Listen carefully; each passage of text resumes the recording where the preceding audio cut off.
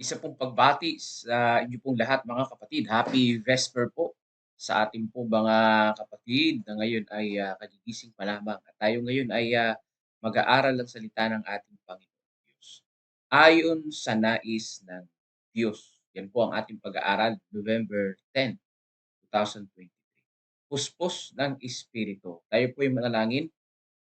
Aming Diyos na siyang aming tagapagligtas, kami po'y patuloy na sumasamba sa inyo at sa umaga na ito, aming idinadalangin ang aming pong pag-aaral. Inyo po nawang gabayan ng bawat isa sa amin, igawad sa amin ang kalakasan na nagmumula sa inyo at inyo po nawang tulungan kami na aming maunawaan ang inyo pong mga nais para po sa amin at wag mangibabaw ang aming pong sariling pag-iisip at kagustuhan. Salamat po sa pag-ibig niyo po sa amin at sa pagdinig ng aming dalangin sa banal na pangalan ni Jesus. Amen. So ang ating pong pinaka-Bible verse, memory verse ngayon ay John 3:19 to 10. Oh, grabe, napakahaba. Ito po yung ating pinaka-key-text. Ano? So sabi po dito, sumagot si Nicodemo sa kanya, paano mangyayari ang mga bagay na ito? Sumagot si Jesus sa kanya, ikaw ay isang guro sa Israel at hindi mo naunawaan ang mga bagay na ito? Katotohanang sinasabi ko sa iyo, kami ay nagsasalita tungkol sa nalalaman namin at nagpapatotoo tungkol sa nakita namin. Subalit hindi ninyo tinanggap ang aming patotoo. Kung sinabi ko sa inyo ang mga bagay na makalupa at hindi nyo pinaniniwalaan, paano ninyong paniniwalaan kung sabihin ko sa inyo ang mga bagay na makalangit? So dito mga kapatid, no, yung pinag-uusapan nila ay tungkol sa bautismo ng isang tao ay magiging bagong nilalang. Yeah. Kaya nga ang tanong diyan ni Nicodemo, yung bang sanggol, yung bang isang malaking tao na, makakabalik pa sa sinapupunan ng kanyang ina kung ipapanganak muli. So yun ano, minsan tayong mga tao, hindi talaga natin maunawaan kung ano ang nais ng ating Panginoong Diyos. Ang kailangan lang natin talaga magpa-submit sa Kanya at sa Kanya ating pong ialay ang ating pong mga buhay. Sa Kanya po tayo ay umasa sapagkat sa Kanya mayroong pag-asa. O kasi kung sa ibang bagay wala, kung sa ibang tao wala tayong magagawa mga kapatid. Sa walang kapantay na halaga, ginawa ang probisyon para sa tao para maabot ang kasakdalan ng karakter. Yaong mga naliwanagan ng banal na kasulatan bilang salita ng Diyos, anong dapat gawin? At nagnais na sundin ang aral nito ay dapat matuto araw-araw, tumanggap araw-araw ng espiritual na alab at kapangyarihan na ipinagkaloob sa lahat ng mananampalataya sa kaloob ng banal na espiritu. So kung ikaw ay nagbabasa ng banal na kasulatan at gusto mong maabot yung pong inaabot mo, sinisikap mong maabot yung karakter ng Panginoong Diyos. Sabi dito hindi lang dun natatapos. Kailangan araw-araw nag-i-improve. Natututo tayo sa araw-araw na ang banal na espiritu'y umaalab sa puso natin. Natututo tayo araw-araw sa Panginoong Diyos. Ibig sabihin, nai-improve yung ating spiritual life. Ibig sabihin, hindi stagnant. No, hindi ko mo ma-active ka na, hindi ko mo nandun ka na sa pagbabasa ng Bible, nandun ka na sa pag-share ng salita ng Diyos. Hindi natatapos doon, tuloy-tuloy dapat, nai-improve. Nakita ko dun sa training noong, marathon, may improvement siya, hindi siya steady lang doon sa training, na sinimulan ko kasi puro walk tapos, run, walk na.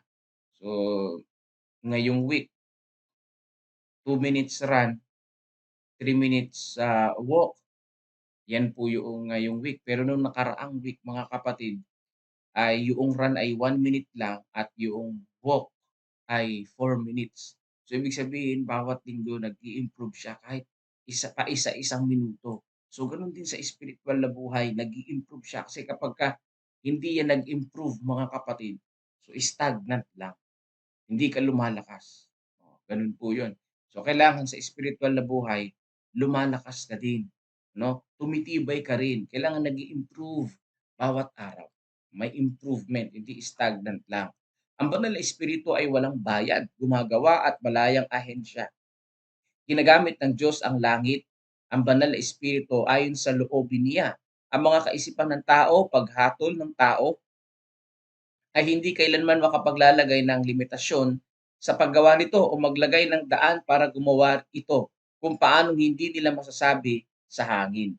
So mga kapatid ko, no, yan na nga yung sinasabi natin. Hindi natin kontrolado ang banal na espiritu, hindi natin siya pwedeng limitahan sa kanyang magagawa sa ating pong buhay. Ang ating Panginoong Diyos ay gumagawa ng malaya sa ating buhay na ayon sa kanya pong kalooban. No, hindi siya inuutusan, hindi siya wala siyang suhol mga kapatid, 'no, katulad nga dito sa aklat ng Acts, chapter 8 to chapter 7, chapter 8 'no mga kapatid, ay itong si Simon na isang magician ay sinuhulan yung mga apostol. Sabi ay, "Bibigyan ko kayo ng pera, ibigay niyo sa akin yoong paggabay ng banal na espiritu." Yun ang sinabi niya, "Ibigay niyo sa akin yung paggabay ng banal na espiritu." Nagpapagaling kasi yung mga apostol, eh, "Ibigay niyo sa akin yung kapangyarihan na 'yan, bibigyan ko kayo ng pera."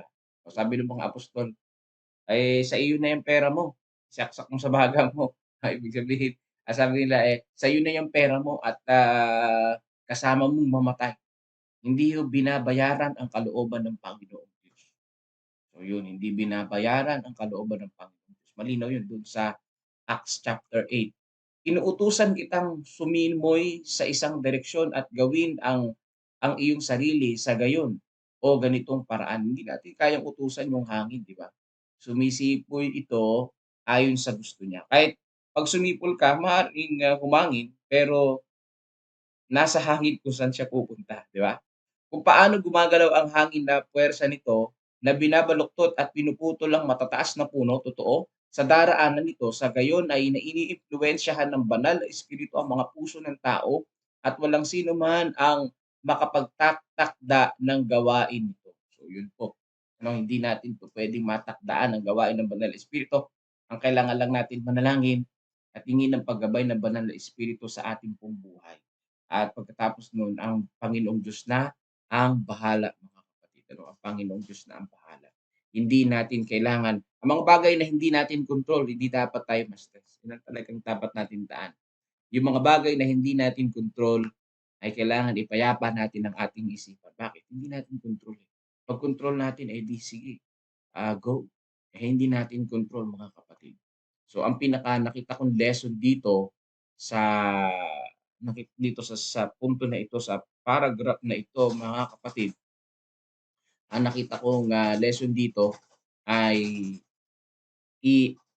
hayaan natin ang Panginoong Diyos na gumawa sa atin pong mga buhay. Si Nicodemo ay hindi handang tanggapin ang katotohanan nito dahil hindi niya naiintindihan ang lahat ng may kaugnayan sa paggawa ng kapangyarihan ng Diyos. Oo nga naman, yung mabago yung tao, hindi niya naunawaan, eh. Gayunman ay itinatanggap niya ang mga katotohanan ng kalikasan, bagamat hindi niya maipaliwanag o kaya ay, anong sabi diyan? O kaya ay nauunawaan ito, 'no? Tinatanggap niya pero hindi niya naiintindihan. So, ganyan tayo mga kapatid. Hindi man natin naiintindihan yung kalooban ng Diyos sa ating buhay, yung mga nangyayaring sakuna, paghihirap sa ating buhay, 'di man natin naiintindihan kung bakit ganito ang nangyari sa atin, kailangan paniwalaan natin at tanggapin ang katotohanan na ang Diyos ay Diyos na siyang nagbibigay sa atin ng buhay. Yan, katulad kay Nicodemo, di niya naiintindihan, pero nauunawaan niya, 'no? Ah, hindi tinatanggap niya ang mga katotohanan ng kalikasan. Eh, gano'n din, 'no? Bagamat kaya lang problema dito kay Nicodemo, hindi niya tanggap yung kalooban ng Diyos. Dapat tanggapin niya, 'di ba? Eh, nung gabi na ito, eh, pasikreto pa siyang nagtanong kay Jesus Christ, eh. O tayo po mga mananampalataya, mga kapatid, hindi man natin naiintindihan, hindi man natin nauunawaan, kailangan tanggapin natin ang katotohanan. Tanggapin natin ang resulta ng ating pong buhay, 'no? Tanggapin natin kung ano, kung nasaan tayo. Tanggapin natin kung ano ang ating pinagdaraanan at tayo'y tumiwala o magtiwala sa ating pong Panginoong Diyos. Kapagka hindi gano'n ang nangyari mga kapatid, hindi tayo nagtiwala sa ating Panginoong Diyos, hindi tayo magiging masaya. Hindi tayo, ah hindi magiging payapa ang ating puso't isipan, 'di ba? Sabi pa dito, gaya ng ibang mga tao na ng ibang panahon, tumingin siya sa mga ayos at eksaktong mga seremonyang higit na mahalaga sa relihiyon kaysa malalim na pagkilos ng banal na espiritu ng Diyos. So, yung pong mga sila Nicodemo, ibang mga tao, tumitingin doon sa nakaugalian nilang seremonyang pangrelihiyon. At hindi tumingin sa tunay na pagkilos ng ating Panginoong Diyos. Huwag naman tayong gano'n 'no mga kapatid. Huwag tayong masyadong relihiyoso na nakalimutan ang Panginoong Diyos. Nakalimutan ang tunay na Diyos sa banal na kasulatan. Maraming ganyan. Marami ang mga taong relihiyoso, pero yung pagkarelihiyoso pala nila taliwas sa sinabi ng Biblia at wala na sa Panginoong Diyos. Yun ang mahirap doon. Masyado kang religious, marami kang iniingatang bawal-bawal ng relihiyon to the point na nakalimutan mo ang tunay na Diyos at tunay niyang kalooban sa buhay natin. Well, sa Seventh-day Adventist sasabihin nila, kayo nga marami kayong bawal, eh. Hindi ho kami ang nagbawal niyan, ang Panginoong Diyos. So, hindi yan pangrelihiyon. Ibig sabihin, hindi yan gawa ng aming denominasyon. Yan ay sa banal na kasulatan, basahin mo. 'Di ba? Yung tungkol sa pagkain, stewardship yan eh. Yung tungkol po sa moral law, yung kautusan, bawal nga yan, pero hindi yan galing sa Seventh-day Adventist, galing yan mismo sa banal na kasulatan. Binabanggit natin dito, marami ang relihiyoso na relihiyon lang nila ang gumawa ng pagbabawal na yon. No, masyadong naka-focus doon at nakalimutan ang kalooban ng Panginoong Diyos. Dapat maging malinis ang balon ng puso bago maging malinis ang mga batis. Kung totoo naman talaga yun. Para maging malinis ang batis, kailangan maging malinis yung balon. Ano ibig sabihin nun? Walang kaligtasan para sa isang taglay lamang ay ang legal na relihiyon, isang anyo ng kabanalan. Ang buhay ng isang Kristiyano ay hindi pagsasaayos o pagpapaganda ng dating buhay. Sa halip ay pagbabago ng likas. Napakaganda niyan, ano? So, para maging mabago, maging maganda yung daloy ng likas natin, ng karakter natin, kailangan payapa at maganda rin ang ating pong mga puso. Ang ating buhay, ang tunay na pagiging mananampalataya, ang tunay na pagiging Kristiyano, hindi para pagandahin yung dating buhay. Hindi dapat hindi ang point nun hindi dapat pagandahin yung dating nakasanayan. Ire-renovate mo lang, hindi. Kundi ang sabi dito, ang tunay na Kristiyano, yung dating buhay, binabago yung likas. Yung karakter mo binabago. Yan, nagbabago. Hindi lang pinagaganda na nagdagdag ka pero ganun pa rin yung ugali mo, hindi gano'n mga kapatid. Nagdagdag kang tumulong, naging mabait, pero yung ugali mo nandun pa rin, 'di ba? Nakukuha po ninyo? Ibig sabihin, nandun pa rin yung karakter mo na mainggitin, na suwain sa magulang, nandun pa rin yung ugali mo na magagalitin. Ang dinagdag mo lang para maging maganda yung buhay mo ay naki-join ka sa religious organization at kayo ay tumutulong sa maraming mga tao, 'di ba? Kayo ay, nagfi-feeding program, sumasali ka sa mga branch Sabbath school, maganda 'yan, maganda 'yan. Maganda yung mga activities na 'yan. Napaganda mo yung dati mong buhay, pero hindi 'yan ang goal mga kapatid, 'no? Maganda 'yan sumali ka sa mga activities, pero ang goal ay mabago yung buhay, mabago yung likas, mabago yung karakter. Kahit na sumasama ka sa maraming activities, sumasama ka sa hiking, sa alam mo yun, sa sport fest, sa camping, o sa December 1 to 3 praise program, sasama ka diyan. Napaganda mo yung dati mong buhay, pero walang nabago sa'yo, wala rin yun. Kailangan sumali ka diyan, may palamuti kang gandiyan, active ka, pero dapat sikapin mo na mabago yung buhay natin, mabago yung likas natin. No, hindi pagpapaganda ng dating buhay ang pagiging Kristiyano, kundi pagbabago ng likas. No, nakukuha niyo po mga kapatid? Maring sumasali ka diyan sa activities, active ka, pero magagalitin ka pa rin, 'di ba? Sumasali ka sa mga camping, hiking, activities sa church, program sa church, active ka, nananalangin ka, nagpe-preside ka, kumakanta ka, Pero yung karakter mong pangit, nandun pa rin. Pinaganda mo lang yung dati mong buhay. Hindi mo nabago. Kailangan mabago, mga kapatid, no? I hope yun ay very clear sa atin ngayong Vesper na ito. Mayroong kamatayan at ang galing nung natutunan ko rin dun ano, maidadala ko rin sa ibang, church yun. Maganda, mabago yung likas, yung pinaka the best dun, eh. Mabago yung likas, hindi lang mapaganda yung buhay. Mayroong kamatayan sa kasalanan at sa sarili at sa isang bagong buhay na makakasama. Mangyayari lamang ang pagbabagong ito sa pamamagitan ng epektibong paggawa ng banal na espiritu. So, papaano mangyayari yung pong, pagbabago ng buhay, mga kapatid? Mangyayari yun kapagka ang banal na espiritu ay epektibong gumawa sa buhay po natin. Kapagka hindi, mga kapatid, kapagka sarili lang natin ang inisip natin at, hindi ang banal na espiritu ang gumawa sa atin, so hindi mangyayari yung nais natin, mga kapatid. So kinakailangan na ang, pagbabago ng likas natin ay nariyaan, yan, sa pamamagitan po ng banal na espiritu. Kapag wala ang Panginoong Diyos, hindi natin kaya. Signs of the Times, March 8, 19-10. Magiging katulad lang tayo ni Nicodemo na nagulumihanan kung anong ibig sabihin ng ipinanganak sa tubig at sa espiritu. So hindi yan pagpapaganda ng dating buhay. Alam mo yun, nabautismohan ka sa tubig at espiritu, maganda, di ba? Na-add sa iyong buhay. Pero hindi nawala pa rin yung pangit mong ugali. Hindi yun ang gusto ng Diyos. Kailangan mabago yung buhay natin, mabago yung likas natin, mabago yung karakter natin. Yan po, mga kapatid. At tulungan nawa tayo ng Panginoon kasi yun ay napakahirap. Karamihan ng mga Kristiyano ngayon at katulad ko, no? Pinaganda lang natin yung dati nating buhay. Bakit? Nandun pa rin yung old character natin, pero nag-add lang tayo ng mga activities. Sumali lang tayo sa mga activities sa church. Pero hindi pa rin nababago yung character natin. Kaya kahit sa loob ng church nakikipag-away ka, kahit sa loob ng church meron kang katampuhan. Bakit? No? Pinaganda mo lang yung dati mong buhay at hindi nabago yung character. I hope manood natin yan, mga kapatid, at pagpalain tayo ng Panginoong Diyos.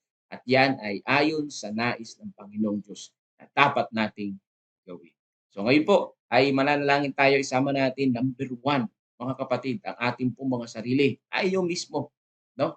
Na hindi lang natin mapaganda ang dating buhay na ito, kundi mabago natin yung likas, yung ating karakter, mga kapatid, ayon sa kalooban ng ating Panginoon. So mananalangin tayo, papangunahan tayo ni Brother Melvin Dilasano pagkatapos po ng isang awitin, papuri sa ating pong Panginoong Diyos. Happy Vesper po sa inyo pong lahat. Mabuhay tayo na ayon sa kalooban ng ating pong Panginoong Diyos. God bless po, mga kapatid.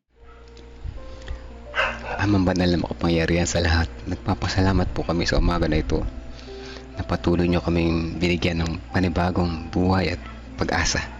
At salamat din sa pagkakataon na ibinigay nyo sa amin na muli kaming makarinig na iyong paalala at aral para sa amin, na ang nais niyo ang magaganap sa aming buhay, hindi ang aming nais, pagkat alam namin na ang inyong nais para sa amin ay pinakamabuti. Dahil hindi nyo kami bibigyan hindi nyo na naisin sa amin ang masamang bagay. Kung may dumarating man sa amin ng mga masamang bagay na hindi namin gusto, alam namin na ito ay isang mabuti ang kahinatnan kung ipagpatitiwala lang namin po ito sa inyo. Kaya maraming salamat po sa mga aral sa bawat araw. Tunay na nararamdaman namin ang inyong pagmamahal. Pagpapatuloy na is namin isama sa panalangin ang kapatiran na nakikinig ngayon. Samaan nawa po kami sa buong maghapon. Ang aming mga pag-iisip, panalita at mga gawa ay inyo pong pangunahan upang kami po ay maging karapat dapat po sa inyo. Samahan niyo po kami sa aming pagbabago ng aming karakter. At naway ang aming pagiging Kristiyano ay makita sa aming likas.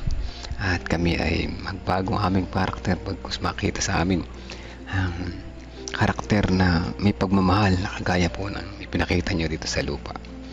Patuloy na isama sa panalangin ng mga may sakit, may mga karamdaman na patuloy pa rin nagpapagaling. Kasama namin si Ate Sibilia Erilia Borbon, si Sister Jennifer Eusebio Pascua, Sister Corazon Mina, Imelda Eugenio Garcia, at gayon din si Sister Amy Kilantang, Jennifer De La Cruz, si Ate Esther Lopez, Brother Benjamin Munti, Brother Benjamin, Brother Munti Gamboa, Lita at si Dayan. Ang mga pangalan po na ito ay nasa banig ng karamdaman. Ay umaasa po kami at nagtitiwala na ang kagalingan ay patuloy nyo igagawad sa kanila sa araw-araw. Kasama na rin namin si Ate Grace Amano na siya po ay may pinagdaraan ng mabigat na problema sa buhay, sa kanyang kalusugan. Siya po ay pakalmahin ang kanyang isipan at siya ay maunawaan na yan na lahat ng bagay ay may dahilan. May dahilan na lahat ang mga bagay na ganito ay inyong pinakakaloob, pinapayagan sa kabila ng meron kayong nakaplano para na mabuti para sa kanila at sa amin. At gayon din namin sinasama sa panalangin si Kuya Bobby, si Ate Lorna, si Ate Gigi Concepcion, Gregorio Santin, si Tatay Pentong, Kuya Mike Pablo, si Kuya Mike at si Sister Pichi na may sakit na siya ay nasa kalagayan ng masakit ang kanyang pangkaramdaman. Inyo po siyang hipuin na pagaling na kamay, mabawasan ang kanyang sakit na nararamdaman. Sama din namin sa panalangin si Sister Rose Casincarnado, ang kanyang member ng family na may mga sakit ay patuloy namin sinasama sa panalangin. Si Brother Renato Santos, Romnick Francisco, Olivia at Rebecca Francisco, si Precious Cabasog, si Princess Jorquina RFC, Sister Nena, Tia Aning, Tia Aurora, ganun din si Ate Sally Sanchez, Sister Gina de Guzman, Janet Untivero, Arturo Duque at Erlinda Duque. Ang mga pangalan na ito nasa banig ng karamdaman na patuloy namin nilalapit po sa inyo. Alam namin na kayo ang dakilang doktor, naming panalangin ang pinakabisang gamot at aming pagtitiwala po sa inyo. At gayon din namin sinasama sa panalangin ang kapatiran na may karamdaman pang espiritual na minsan sila ay naging tapat, ngunit sa kabila ng pagsubok sa buhay sila ay natangay, at nais namin na patuloy silang hipuin ng Holy Spirit magbalik sa inyong paanan, makasama namin sa paglilingkod, masayang paglilingkod at paghahanda sa nalalapit ninyong pagdating. Nagpapasalamat po kami sa walang sawa ninyong pagdinig sa aming mga panalangin at may kami ng kapatawaran sa lahat naming kasalanan na nagawa. In Jesus' name we pray. Amen. Amen.